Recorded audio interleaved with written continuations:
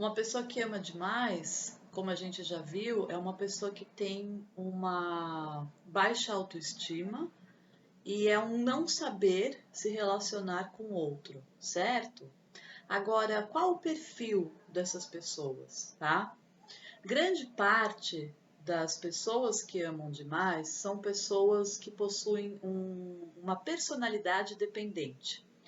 Então, eu vou estar falando algumas coisas desse tipo de personalidade para vocês e depois comparando um pouco com alguns outros perfis também que são muito parecidos e a gente pode se confundir, certo?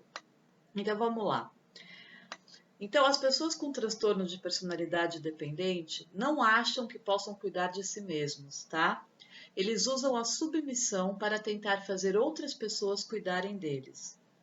Essas pessoas geralmente exigem muita reafirmação e aconselhamento o tempo todo, tá? Ao tomar uma decisão.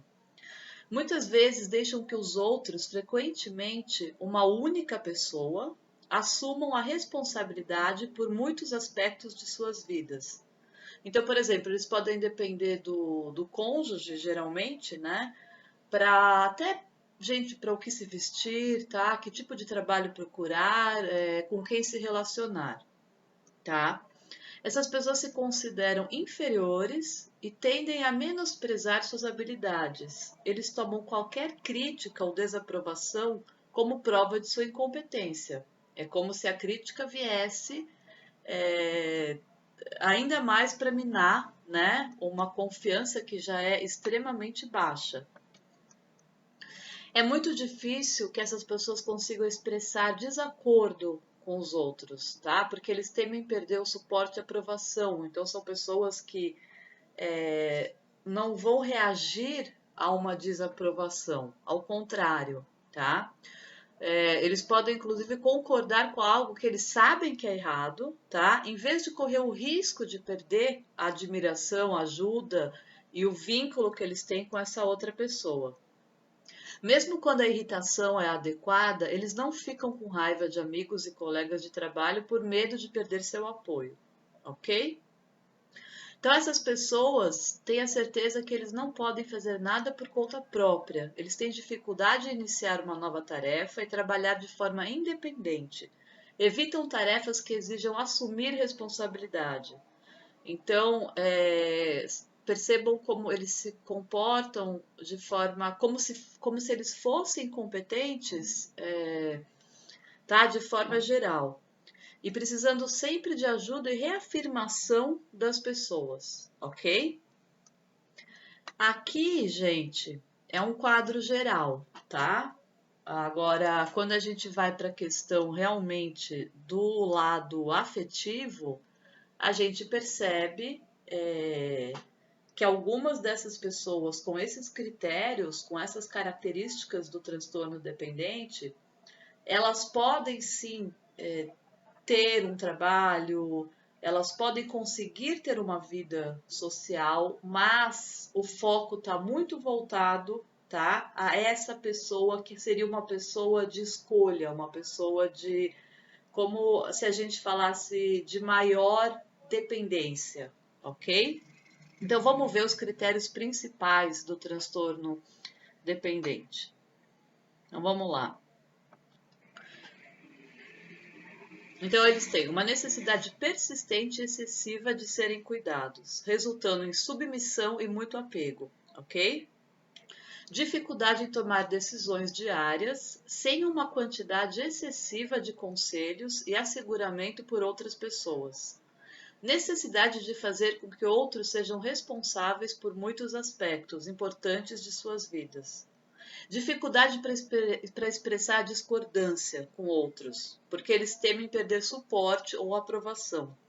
Dificuldade para iniciar projetos por conta própria, porque eles não estão confiantes em seu julgamento ou habilidade própria, tá? Mas não porque, aqui, parênteses, não porque eles não têm motivação ou energia, certo?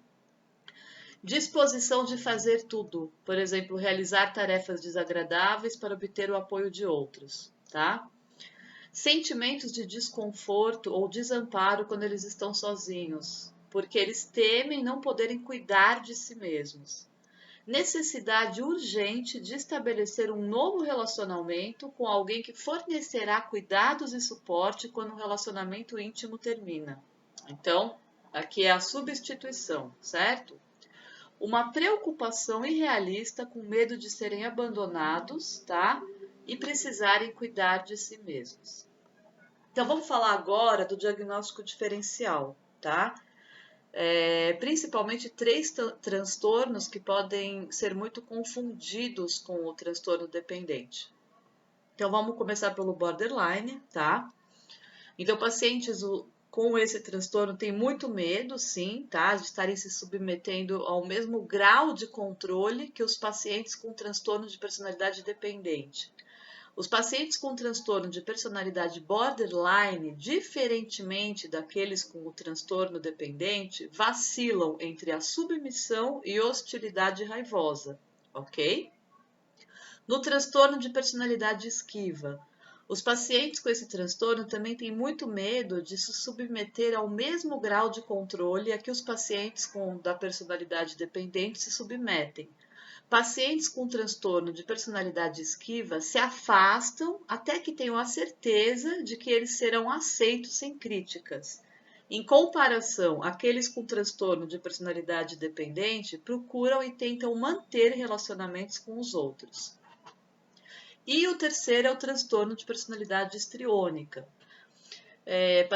Pessoas com esse transtorno buscam atenção em vez de asseguramento, como fazem aqueles com transtorno de personalidade dependente, ok? Mas eles são muito mais desinibidos, eles são mais exuberantes, buscam ativamente atenção. Aqueles com transtorno de personalidade dependente são mais discretos, mais fechados, mais tímidos, mais isolados. Ok, pessoal? Então, essas são as características principais desses transtornos, né? Que são realmente os transtornos mais dependentes, mas percebam que existem aí realmente diferenças para a gente poder estar entendendo cada pessoa e por que cada pessoa age de uma forma. Isso é importante porque às vezes alguns detalhes podem levar a um diagnóstico errado. E aí é muito complicado, tá?